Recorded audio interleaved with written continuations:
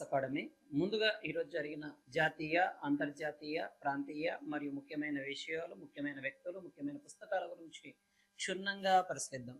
నేడు మనకి ఈరోజు జరిగిన కరెంట్ అఫైర్లో ఒక సరస్సు గురించి మనకి ఒక ఇంగ్లీష్ న్యూస్ పేపర్లో ఇవ్వడం జరిగింది.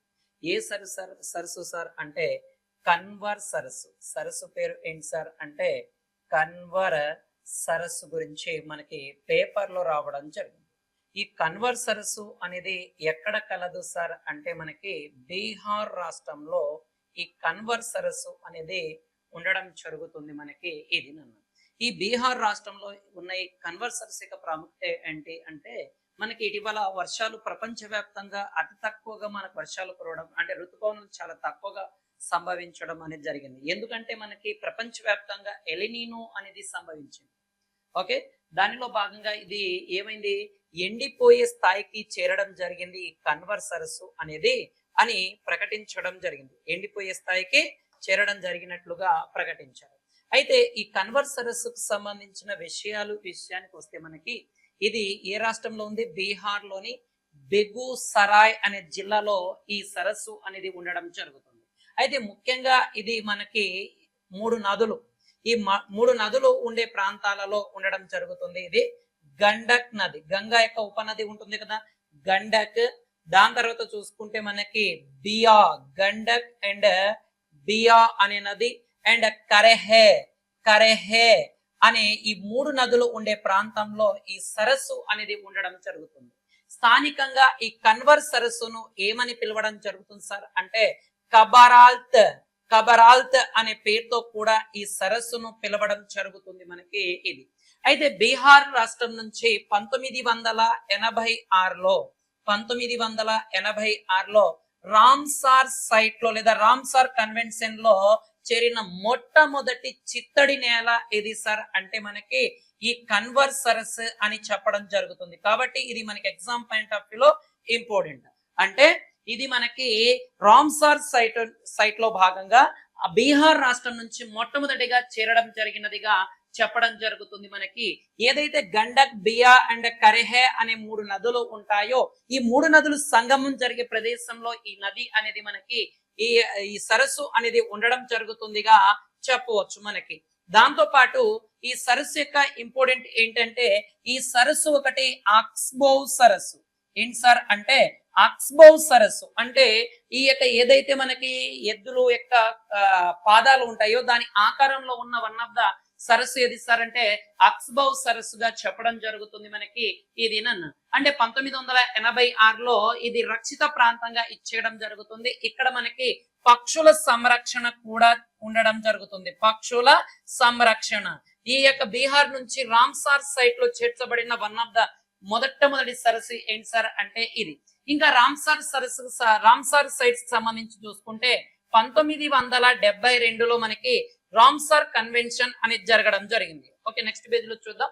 రామ్సార్ కన్వెన్షన్ అనేది 1971-72లో మనకి ఎక్కడ సార్ అంటే ప్రజెంట్ ఇరాన్ లోని రామ్సార్ సరస్సు ప్రాంతంలో ఈ కన్వెన్షన్ జరగడం జరిగింది.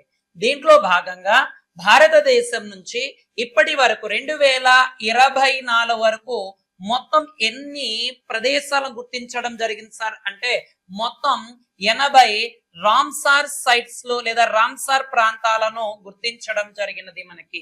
అంటే చిత్తడి నేలలను 80 గుర్తించడం జరిగింది. అత్యధికంగా చిత్తడి నేలలు ఎక్కడున్నాయి సార్ అంటే తమిళనాడు రాష్ట్రంలో అత్యధికంగా ఈ చిత్తడి నేలలు అనేవి ఉండడం జరుగుతుందిగా చెప్పడం జరుగుతుంది. అయితే భారతదేశం యొక్క మొట్టమొదటి రామ్సార్ కన్వెన్షన్ సైట్ ఏది సార్ అంటే ఒకటి కియోలాడియో అనేది. కియోలాడియో ఎక్కడుంది సార్ అంటే రాజస్థాన్ లో ఉండడం జరుగుతుంది మనకి. అండ్ మొట్టమొదటిసారి గుర్తించిన దాంట్లో కియోలాడితో పాటు చిల్కా అనేది కూడా ఉండడం జరుగుతుంది మనకి. ఇది ఒడిస్సా రాష్ట్రంలో ఉండడం జరుగుతుంది. కొంచెం జాగ్రత్తగా చూడండి, ఇవి మనకి ఎగ్జామ్ పాయింట్ ఆఫ్ లో ఖచ్చితంగా పడే ప్రదేశం.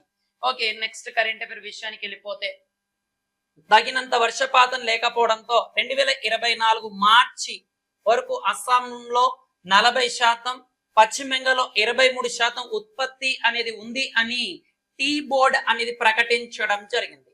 టీ బోర్డ్ ఆఫ్ ఇండియా అనేది ఏమని ప్రకటించింది సార్ అంటే, సరిగా వర్షాలు లేకపోవడం వలన అస్సాం రాష్ట్రం నుంచి టీ ఉత్పత్తి ఒక 40%, ఓకే 40%, అండ్ వెస్ట్ బెంగాల్ నుంచి 23% టీ ఉత్పత్తి అనేది ఉంది, సరైన ఉత్పత్తి లేదు ఈ సంవత్సరం అని ఈ టీ బోర్డ్ ఆఫ్ ఇండియా అనేది ప్రకటించడం జరిగినదిగా చెప్పడం జరుగుతుంది మనకి. అయితే దీనికి సంబంధించి చూసుకుంటే మన భారతదేశంలో 1953లో 1953లో టీ యాక్ట్ ని, టీ చట్టాన్ని తీసుకురావడం జరిగింది. ఏది సార్ అంటే టీ చట్టం లేదా టీ యాక్ట్ ని 1953లో తీసుకొచ్చి దీని ప్రకారం 1954లో టీ బోర్డును ఏర్పాటు చేయడం జరిగినది. కలకత్తా కేంద్రంగా టీ బోర్డును ఏర్పాటు చేశారు. దాంతో పాటు టీ రీసెర్చ్ ఇన్స్టిట్యూట్ ని కూడా ఎక్కడ ఏర్పాటు చేయడం జరిగింది సార్ అంటే అస్సాంలోని జోర్హట్ లో ఏర్పాటు చేయడం జరిగింది. ఎక్కడ ఏర్పాటు చేశారు సార్ అంటే అస్సాంలోని జోర్హట్ లో ఈ యొక్క నేషనల్ టీ రీసెర్చ్ ఇన్స్టిట్యూట్ ని ఏర్పాటు చేయడం జరిగింది. టీ బోర్డు ఏమో మనకి ఎక్కడుంది, కలకత్తా. టీ రీసెర్చ్ ఇన్స్టిట్యూట్ మాత్రం జోర్హట్ లో ఉండడం జరుగుతుందిగా చెప్పడం జరుగుతుంది మనకి. ఇది భారతదేశంలో అత్యధికంగా టీ పండే ప్రాంతం ఎక్కడ సార్ అంటే అస్సాం రాష్ట్రంలో. ఓకేనా, అస్సాం రాష్ట్రంలోని సుర్మా లోయ ప్రాంతంలో అత్యధికంగా టీ అనేది పండుతుంది. ఆంధ్రప్రదేశ్ లో కూడా విశాఖపట్నం, అరకు ప్రాంతంలో టీ అనేది పండడం జరుగుతుంది మనకి. ఇది నన్ను అత్యధికంగా భారతదేశంలో అమ్ముడుపోయే టీ ఏది సార్ అంటే బ్లాక్ టీ అని చెప్పవచ్చు. మనకి చాలా చాలా ఇంపార్టెంట్. గతంలో కూడా ఇక్కడ నుంచి క్వశ్చన్ అనేది పడడం జరుగుతుంది మనకి. కాబట్టి కరెంట్ టాపిక్ ప్రకారం ఈ యొక్క టీ ఉత్పత్తి అనేది చాలా తక్కువగా పడిపోయింది. దాన్ని బేస్ చేసుకొని మనకి చెప్పడం జరుగుతుంది మనకి ఇది నన్ను. కాబట్టి కొంచెం జాగ్రత్తగా చూడండి. ఈ అస్సాం టీ తోట కార్మికులు పాటించే సమయం ఏది అంటాడు. అస్సాంలోని టీ తోట కార్మికులు ఈ యొక్క వెస్ట్ బెంగాల్ లోని డార్జిలింగ్ ప్రాంతంలో టీ తోట కార్మికులు పాటించే టైం ని ఏమంటాం సార్ అంటే చాయ్ బగ్ అనే పేరుతో పిలుస్తారు. చాయ్ బగ్. ఇది భారతదేశ ప్రామాణిక రేఖాంశం కంటే, అంటే భారతదేశ ప్రామాణిక రేఖాంశం అంటే 82.5 డిగ్రీల రేఖాంశం. ఈ 82.5 డిగ్రీల రేఖాంశం కంటే దాదాపుగా ఇది 1 అవర్ 1 గంట ముందు ఉండడం జరుగుతుంది. ఓకే, ఇది కొంచెం జాగ్రత్తగా నీట్ గా ఇచ్చేసుకున్నాను. ఇక్కడ నుంచి కరెంట్ అఫైర్ లో పడడానికి ఆస్కారం ఉంది. నెక్స్ట్ క్వశ్చన్ కి వెళ్ళిపోతే భారతదేశం యొక్క ఇంటర్నెట్ ఆర్థిక వ్యవస్థ అంటే ఇంటర్నెట్ ఎకానమీ అనేది చూసుకుంటే మనకి గణనీయంగా వృద్ధి అనేది సాధించడం జరిగింది. పరిశ్రమ నిపుణులు 2030 నాటికి 1 ట్రిలియన్ కు చేరుకుంటుంది ఇంటర్నెట్ ఆర్థిక వ్యవస్థ అని ప్రకటించారు. చాలా చాలా ఇంపార్టెంట్ అయినది మనకి. ఇది సైన్స్ అండ్ టెక్నాలజీ భాగంలో క్వశ్చన్ రావడానికి ఆస్కారం ఉంది. భారతదేశం యొక్క ఇంటర్నెట్ యొక్క ఆర్థిక వ్యవస్థ దాదాపు 2030 నాటికి 1 ట్రిలియన్ కు చేరడం జరుగుతుందిగా చెప్పడం జరుగుతుంది మనకి. ఇది నన్న. అయితే ఇది $60 బిలియన్ నుండి 25% వార్షిక వృద్ధి రేటు చెందడం జరిగింది అని అంచనా వేయడం కూడా జరిగింది. దానితో పాటు 2023 ఫైనాన్స్ ఇయర్ నుండి 325 బిలియన్ చేరుకుండం జరుగుతుంది. ఇది ప్రపంచంలోనే 3వ అతి పెద్దది మన ఇంటర్నెట్ ఆర్థిక వ్యవస్థ. వాళ్ళ ఇండియన్ యొక్క ఆర్థిక వ్యవస్థ internet economy system in India world 3rd place, వరల్డ్లోనే 3వ స్థానంలో ఉండడం జరుగుతుంది. ఇది మనకి. ఓకే, నెక్స్ట్ కరెంట్ అఫైర్ విషయానికి వెళ్ళిపోతే యుఎన్ఓ అంటే యునైటెడ్ నేషన్ ఆర్గనైజేషన్. ఇది 2024 సంవత్సరానికి సంబంధించి ఇండియన్ ఎకానమీ అంటే భారత ఆర్థిక వ్యవస్థ అంచనాను సవరించడం జరిగినది. ఇండియన్ ఎకానమీ యొక్క సిస్టాన్ని, వృద్ధిని, గ్రోత్ ని సవరించడం జరిగినది మనకి.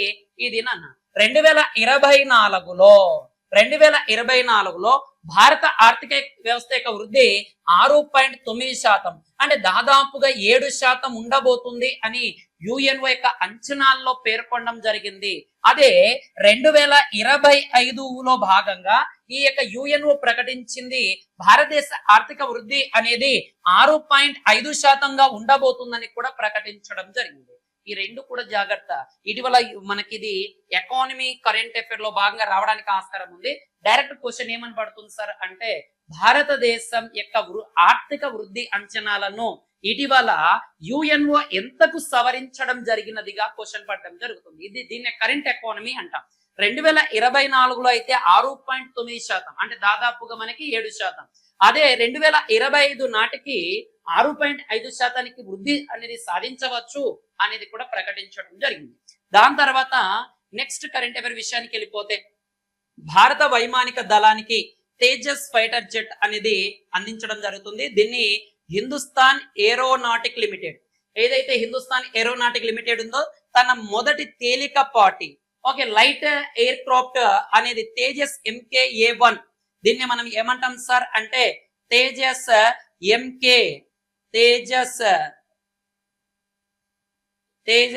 MK-1A అనే పేరుతో పిలవడం జరుగుతుంది.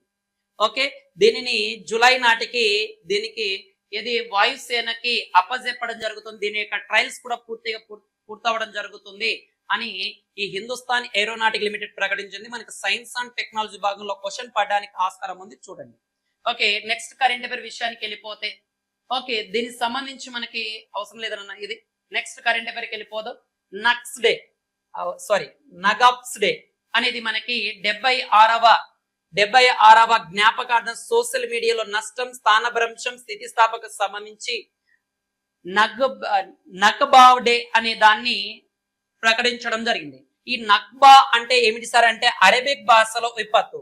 ఇజ్రాయిల్ సంబంధించి పాలస్తీనా మధ్య యుద్ధం జరుగుతుంది కదా, దానికి సంబంధించి ఈ యొక్క నక్బా డేని నిర్వహించడం జరిగింది. అరబిక్ భాషలో విపత్తు అనే పేరుతో పిలుస్తారు.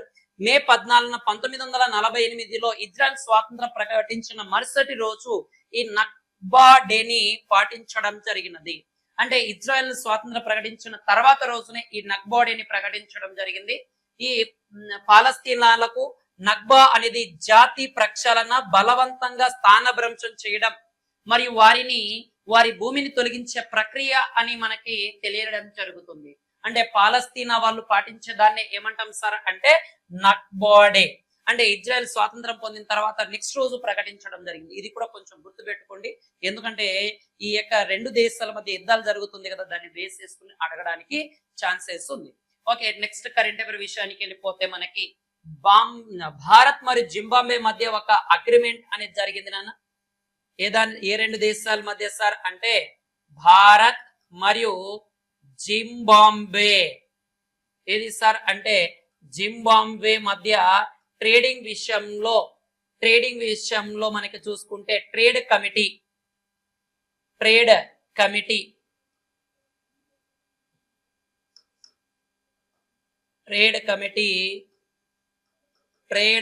యొక్క 3వ జాయింట్ సమావేశం అనేది ఇండియాకి జింబాబ్వేకి మధ్య జరగడం జరిగింది.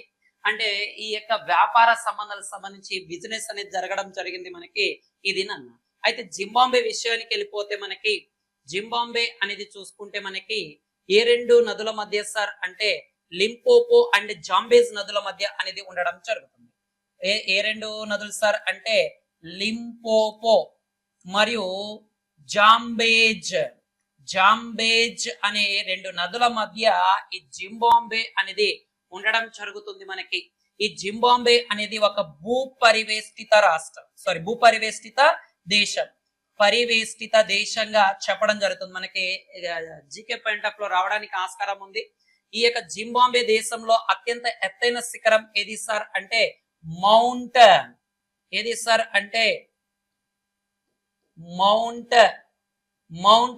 న్యాంగా అనేది 2592 మీటర్ల ఎత్తులో ఉండడం జరుగుతుంది. ఇక్కడ జింబాబ్వే నేలలో గ్రానైట్ అనేది ఎక్కువగా ఇక్కడ లభ్యం అవడం జరుగుతుందిగా చెప్పవచ్చు. ఓకే, నెక్స్ట్ కరెంట్ అఫైర్ విషయానికి వెళ్ళిపోతే మనకి okay UNESCO memory of the world registration లో మన భారతదేశం నుంచి కొన్ని ప్రాంతాలు చోటు సంపాదించడం జరిగింది. ఒకసారి అవేంటో చూద్దాం అన్న.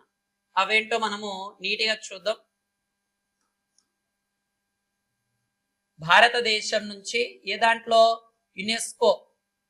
యునెస్కో యొక్క మెమోరీ మెమొరీ ఆఫ్ ది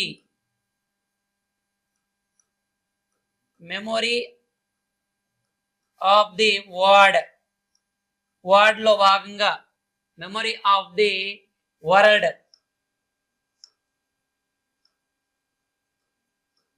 లో భాగంగా భారతదేశం నుంచి 3 ప్రాంతాలు చోటు సంపాదించాయి. ఒకటి ఏంటి సార్ అంటే రామచరిత్రమానస్. చాలా చాలా ఇంపార్టెంట్ నాన్న. రామచరిత్రమానస్ దీన్ని ఎవరు రాశారు సార్ అంటే తులసీదాస్ అనే వ్యక్తి 16వ శతాబ్దంలో ఈ రామచరిత్రమానస్ ని రాయడం జరిగింది. ఈ రామచరిత్రమానస్ అనేది చూసుకుంటే మనకి మొత్తం దీంట్లో 7 అధ్యాయాలు ఉండడం జరుగుతుంది. 7 అధ్యాయాలు మీన్స్ 7 ఖండాలు అనేది ఉండడం జరుగుతుంది. అదే బాలకాండ, అయోధ్యకాండ అండ్ అరణ్యకాండ, కిష్కింధకాండ, సుందరకాండ అండ్ లంకాకాండ, ఇలాంటి ఉత్తరకాండ లాంటి 7 ఖండాలు అనేవి లేదా 7 అధ్యాయాలు అనేది ఉండడం జరుగుతుంది. అయితే దీంట్లో చోటు సంపాదించిన ఇంకోటి ఏంటి సార్ అంటే పంచతంత్రం. ఏది సార్ అంటే మనకి పంచతంత్రం అనేది కూడా మనకి ఈ యొక్క UNESCO memory of the world లో ఇచ్చడం జరిగింది. ఇది సంస్కృతంలో రాయడం జరిగినది. మనకి దీన్ని రాసినది ఎవరు సార్ అంటే విష్ణు శర్మ అనే వ్యక్తి రాయడం జరిగినదిగా చెప్పడం జరుగుతుంది. నెక్స్ట్ ఎవరు సార్ అంటే సహృదయ లోచన అనేది రాయడం జరుగుతుంది. సహృదయ లోచన అనేది దీన్ని కాశ్మీర్ కవి అయిన ఆచార్య ఆనంద వర్ధన్ అనే వ్యక్తి రాయడం జరిగింది. ఈ 3 కూడా యునెస్కో యొక్క మెమొరీ ఆఫ్ ది వరల్డ్ లో భాగంగా చోటు సంపాదించడం జరిగింది. కాబట్టి ఈ 3 కొంచెం జాగ్రత్త చూడండి. ఎవరు రాశారు, ఎప్పుడు రాయబడింది, ఏ భాషలో రాయబడినది అనేది కొంచెం జాగ్రత్తగా చూడండి. మనకి ఇది చాలా చాలా ఇంపార్టెంట్ అయినది. దీంట్లో మనకి సహృదయ లోచన అనేది ఒక సౌందర్య సాహిత్యం మరియు సాహిత్యంలో కూడా విమర్శలతో భాగంగా సాహిత్య రచనలో భాగంగా రావడం జరిగినది మనకి. ఓకే, నెక్స్ట్ కరెంట్ అఫైర్ విషయానికి వెళ్ళిపోతే మనకి పౌరసత్వ చట్టం కింద దరఖాస్తు చేసుకున్న 300 మందికి పౌరసత్వం కల్పించడం జరిగింది. ఓకేనన్నా. పౌరసత్వ చట్టం అనేది దీన్ని మన సిటిజన్షిప్ యాక్ట్ అనే పేరుతో పిలుస్తాం.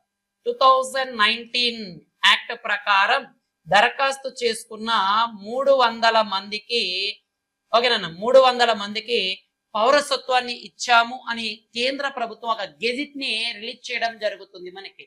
అయితే దీంట్లో భాగంగా 2019లో సిటిజన్షిప్ ఓకేనన్నా సిటిజన్షిప్ అమెండ్మెంట్ యాక్ట్ ని 2019లో చేశారు. దీనిలో భాగంగా ఎవరు సార్ అంటే మనకి పాకిస్తాన్ నుంచి వచ్చిన వాళ్ళు, ఆఫ్ఘనిస్తాన్ నుంచి వచ్చిన వాళ్ళు అండ్ బంగ్లాదేశ్ నుంచి వచ్చిన ముస్లిం ఏతరులు ఎవరైతే ఉంటారో అంటే హిందూ మతానికి సంబంధం ఉన్న వాళ్ళు ముస్లిం ఏతరులు ఎవరైతే ఇండియాలో వచ్చారో ఇప్పటికీ 2014 డిసెంబర్ 31 నాటికి ఎవరైతే 2014 డిసెంబర్ 31 నాటికి ఎవరైతే ఇండియాలో వచ్చి ఉంటారో వాళ్ళు 10 సంవత్సరాలు ఇండియాలో నివసించి ఉంటే వాళ్ళకు సిటిజన్షిప్ అనేది ఇవ్వడం జరుగుతుంది అని చెప్పడం జరిగింది. అంటే ముఖ్యంగా ఈ ముస్లింయేతరులు అంటే ఎవరెవరు వస్తారు సార్ అంటే హిందూ, సిక్, బౌద్ధ, జైనిజం అండ్ పార్సీ, క్రిస్టియన్ లాంటి 6 మతాలకి సిటిజన్షిప్ అనేది ఇవ్వడం జరిగింది. అంటే ఈ పాకిస్తాన్, ఆఫ్ఘనిస్తాన్, బంగ్లాదేశ్ నుంచి వచ్చిన వాళ్ళకి. ఓకే, దీంట్లో భాగంగా మనకి ఇది అమలు చేయడం జరిగింది. దాంతో పాటు ఇంకో ముఖ్యమైన అంశం ఏంటి సార్ అంటే 1955లో మొట్టమొదటి సిటిజన్షిప్ యాక్ట్ ని ఫస్ట్ సిటిజన్షిప్ యాక్ట్ ని భారతదేశం మొట్టమొదటిగా చేసింది.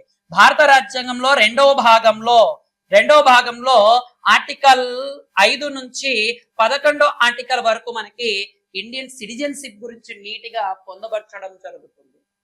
ఓకే, ఇలాగా చాలా జాగ్రత్త చూడండి. మనకి పాలిటీ కరెంట్ అఫైర్ లో భాగంగా మనకి రావడం జరుగుతుంది. ఓకే, నెక్స్ట్ కరెంట్ అఫైర్ విషయానికి వెళ్ళిపోతే మనకి ఓకే దాని తర్వాత చూసుకుంటే మనకి ఇటీవల చైనా జరిపిన ఒక అధ్యయనం, చైనా దేశం ఒక అధ్యయనం అనేది చేయడం జరిగింది. ఈ అధ్యయనం ప్రకారం ఏంటి సార్ అంటే చైనాలో 1/3 వంతు పట్టణాలు అనేవి 1/3 వంతు పట్టణాలు అనేవి ఏమవుతాయంట, మునిగిపోతాయి అని ప్రకటించడం జరిగింది. అంటే ఈ యొక్క గ్లోబల్ వార్మింగ్ కారణంగా ఈ భూమిపైన ఈ మంచు ఉండే కరిగి సముద్ర మటాలు పెరిగి ఈ భూమిపైన లోతట్టు ప్రాంతాల పట్టణాలు ఏవైతే ఉంటాయో అవన్నీ కూడా మునిగిపోతాయి అని ఈ చైనా అంచనా వేయడం జరిగింది. దీని ద్వారా దాదాపుగా 270 మిలియన్ల జనాభా 270 మిలియన్ల జనాభా నివసిస్తున్న ప్రాంతాలు మొత్తం మునిగిపోవడం జరుగుతుంది అని చెప్పడం జరుగుతుంది మనకి. ఓకే, దాదాపుగా 2120 నాటికి 2120 నాటికి చైనా సముద్ర మఠానికి ప్రాంతంలో ఉన్న ఈ ప్రజలందరూ కూడా మునిగిపోతారు అని చెప్పడం జరుగుతుంది. ఓకే, దాంతో పాటు మనకి నేషనల్ ఓషియానిక్ అండ్ అట్మాస్ఫియర్ యొక్క సర్వే ప్రకారం రోజు రోజుకు లోతట్టు ప్రాంతాలు మునిగిపోతాయని ప్రకటించడం జరిగింది. ప్రపంచవ్యాప్తంగా ముఖ్యంగా ఇండోనేషియా, దాని తర్వాత ఫిలిప్పైన్స్ ఇలాంటి మొత్తం ముఖ్యమైన సిటీలు, మెక్సికో లాంటి ముఖ్యమైన సిటీలు అన్ని కూడా మునిగిపోతాయి అని ప్రకటించడం జరిగినది మనకి. ఓకే, దాంతో పాటు ఇటీవల 2023లో కూడా 2023లో ఉత్తరాఖండ్ లోని జోస్మాత ప్రాంతంలో 65% ఏది మనకి ఈ యొక్క భూమి కదలికల వలన ఆ ప్రాంతం మొత్తం కూడా కూలిపోతుంది. ఓకే, భూకంపాలు ఎక్కువగా సంభవిస్తాయని కూడా తెలియజేయడం జరుగుతుంది. ఓకే, నెక్స్ట్ కరెంట్ అఫైర్ విషయానికి వెళ్ళిపోతే మనకి ఏంటి సార్ అంటే ప్రపంచ హైపర్ టెన్షన్ డేగా మే 17వ తారీఖు నిర్వహించడం జరుగుతుంది మనకి. దీన్ని వరల్డ్ హైపర్ టెన్షన్ లీగ్ డేగా నిర్వహించడం జరుగుతుంది మనకి. అయితే మనకి దీని యొక్క థీమ్ ఏంటి సార్ అంటే మీ రక్తపోటు ఖచ్చితంగా కొలవండి, నియంత్రించండి, ఎక్కువ కాలం జీవించండి. చాలా చాలా ఇంపార్టెంట్ అయిన థీమ్. మీ రక్తపోటును ఖచ్చితంగా కొలవండి, నియంత్రించండి, ఎక్కువ కాలం జీవించండి అనేది దీని యొక్క థీమ్ గా చెప్పడం జరుగుతుంది మనకి. ఇది నన్న అయితే వరల్డ్ హైపర్ టెన్షన్ లీగ్ మే 14న 2005న మొట్టమొదటిసారిగా ప్రకటించడం జరిగినది. దాంతో పాటు 2006 నుండి మే 17వ తారీఖుని ప్రపంచ రక్తపోటు దినోత్సవం లేదా హైపర్ టెన్షన్ డేగా ప్రకటించడం జరుగుతుంది మనకి ఈ దినాన్న. అయితే ప్రపంచవ్యాప్తంగా దాదాపుగా ఈ హైపర్ టెన్షన్ వలన 7.5 మిలియన్ల మంది ఈ యొక్క హైపర్ టెన్షన్ వలనే అంటే రక్తపోటు వలనే మరణించడం జరుగుతుంది అని కూడా ఈ అధ్యయనంలో వెల్లడించడం జరుగుతుంది మనకి ఈ దినాన్న. ఓకే, నెక్స్ట్ కరెంట్ అఫైర్ విషయానికి వెళ్ళిపోతే world telecommunication and information society డేగా మే 17వ తారీఖు నిర్వహిస్తాం. World telecommunication and information society డేని ప్రతి సంవత్సరం మే 17వ తారీఖుని నిర్వహించడం జరుగుతుంది. దీన్ని నిర్వహించే సంస్థ ఏది సార్ అంటే యుఎన్ఓ యొక్క జనరల్ అసెంబ్లీ దీన్ని ప్రతి సంవత్సరం కూడా నిర్వహించడం జరుగుతుంది మనకి అని ప్రకటించారు మనకి. అయితే దీంట్లో భాగంగా ఈ యొక్క వరల్డ్ టెలికమ్యూనికేషన్ లో భాగంగా చూద్దాం. ఈ మొట్టమొదటిసారిగా ఈ యొక్క టెలిఫోన్ ని కనుగొన్న వ్యక్తి ఎవరు సార్ అంటే గ్రహం బెల్. ఎవరు కనుగొన్నారు సార్ అంటే గ్రహం బెల్ అనే వ్యక్తి మొట్టమొదటిసారిగా ఈ టెలిఫోన్ ని కనుగొన్నాడు. అదే సెల్ ఫోన్ ని ఎవరు కనుగొన్నారు సార్ అంటే మార్టిన్ కూపర్ అనే వ్యక్తి ఈ యొక్క సెల్ ఫోన్ ఏదైతే ఉందో ఈ సెల్ ఫోన్ ని కనుగొనడం జరిగింది. సెల్ ఫోన్ ని తయారు చేసిన మొట్టమొదటి కంపెనీ ఏది సార్ అంటే మోటరోలా కంపెనీ మొట్టమొదటిసారిగా ఈ సెల్ ఫోన్ ని తయారు చేయడం జరుగుతుంది మనకి. ఓకే, కాబట్టి ఇలాంటి అంశాలు కొద్దిగా జాగ్రత్తగా చూడండి.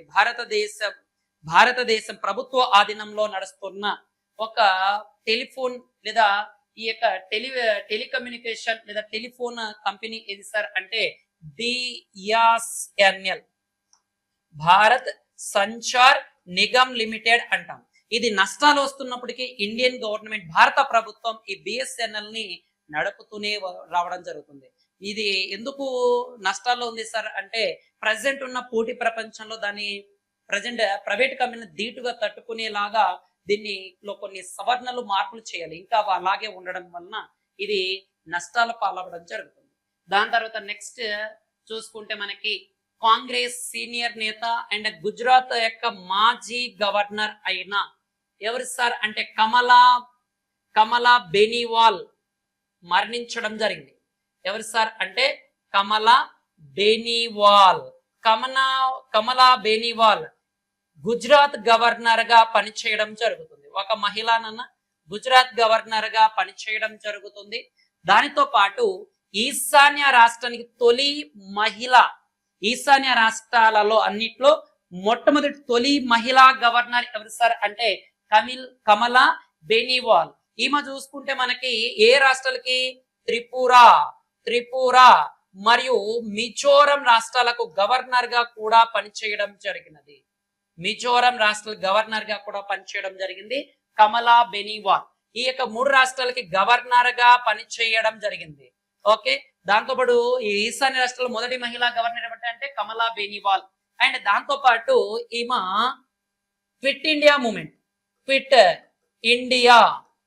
ఇండియా ఉద్యమంలో కూడా 1942లో జరిగిన గాంధీ గారు ప్రారంభించిన క్విట్ ఇండియా ఉద్యమంలో కూడా ఈమె పాల్గొనడం జరిగినదిగా చెప్పడం జరుగుతుంది మనకి ఈ దినాన్న.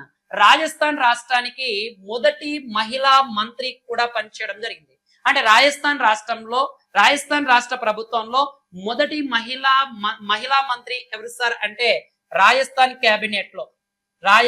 గవర్నమెంట్ యొక్క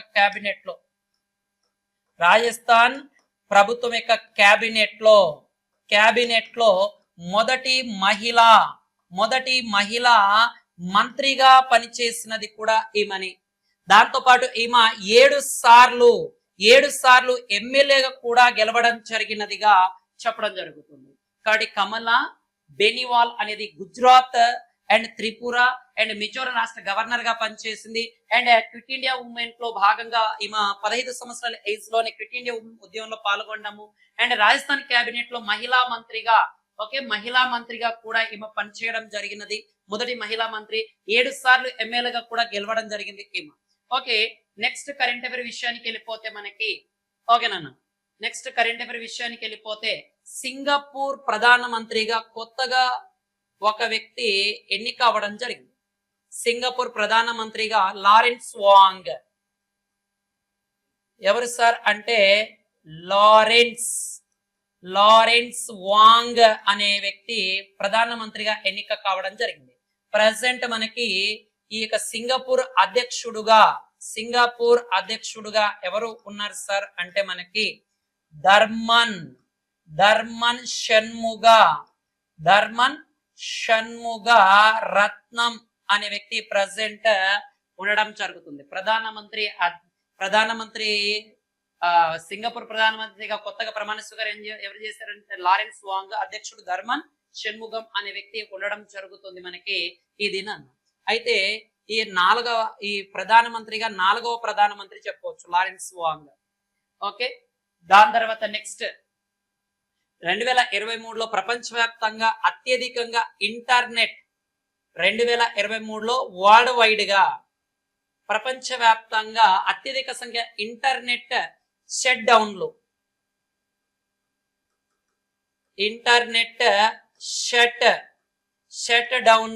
ఏ దేశంలో జరిగాయి సార్ అంటే భారతదేశంలో జరిగాయి. ఏకంగా భారతదేశంలో 116 సార్లు షట్ డౌన్ జరిగినట్లుగా ప్రకటించడం జరుగుతుంది మనకి ఇది. ఓకే, ప్రపంచంలో అత్యధిక సార్లు ఇంటర్నెట్ షట్ డౌన్ అయిన దేశం ఏదంటే భారత్. ఎన్నిసార్లు సార్ అంటే 116 సార్లు జరగడం జరుగుతుంది.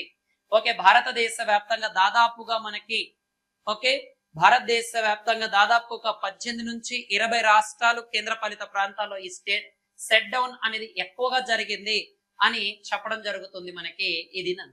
ఓకే, నెక్స్ట్ చూసుకుంటే మనకి ఆల్రెడీ మనం చూసాను ఈ సిటిజన్షిప్ కి సంబంధించి మనకు.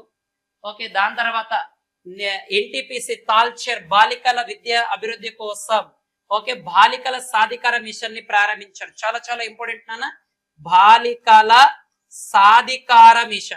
సాధికార మిషన్ ను ఎవరు ప్రారంభించారు సార్ అంటే మహారాష్ట్రలోని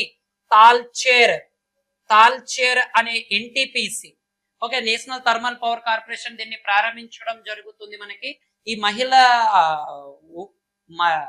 సారీ గర్ల్స్ ని బాలికలకు ఈ యొక్క విద్యా నైపుణ్యం అనేది అందించాలనే ఉద్దేశంతో దాదాపుగా ఈ యొక్క మహారాష్ట్రలోని 4 గ్రామ పంచాయతీల్లో 8 పాఠశాలలో 8 ప్రభుత్వ గవర్నమెంట్ పాఠశాలలో ఉన్న బాలికలను 40 మంది బాలికలు తీసుకుని బాలికల సాధికారిత మిషన్ ని ప్రారంభించారు. అంటే వాళ్ళకు చదువుకోవడానికి ఎలాంటి గ్రోత్ అవకాశాలు కల్పించాలో వాళ్ళకి యొక్క నైపుణ్యాన్ని వెలికి తీసేందుకు ఈ యొక్క ఎన్టీపీసీ తాల్చేర్ థర్మల్ యూనిట్ అనేది ఈ మహిళలకు సహకారం అందించడానికి ప్రారంభించారు. ఓకే, దాని తర్వాత Igla S air defence system. Igla S air defence system ను ఎవరు సార్ అంటే రష్యా దేశం దీన్ని ప్రారంభించడం జరిగినది. అతి తక్కువ శ్రేణి వైమానిక రక్షణ వ్యవస్థను స్వీకరించడంలో ఈ సైన్యం సిద్ధంగా ఉంది అని దీన్ని ప్రారంభించారు. Direct question science and technology భాగంలో అడుగుతారు నాన్న. రష్యా ఏ దేశం ఇగ్లా ఎస్ ను ప్రారంభించింది అంటే రష్యా. ఇది డ్రోన్ అండ్ క్షిపణులకు సంబంధించి ఏ దాంట్లో మనకి ఈ ఎయిర్ వేస్ లో పనిచేయడానికి దీన్ని రూపొందించడం జరిగినది మనకి ఇది. అంటే ఈ సరిహద్దు ప్రాంతంలో ఎక్కువ ఎత్తైన ప్రాంతాలలో ఈ యొక్క వాయుసేన రక్షణ కోసం దీన్ని ఉపయోగించడం జరుగుతుంది, ఇగ్లా ఎయిర్ డిఫెన్స్ సిస్టమ్. ఓకే, ఇది ఈ రోజు జరిగిన జాతీయ అంతర్జాతీయ కరెంట్ అఫైర్. మిగిలిపోయిన అంశాలు రేపటి కరెంట్ అఫైర్ లో చూద్దాం. ఆర్ఎస్ అకాడమీ కర్నూలు, మీ స్వామి సార్. జై హింద్.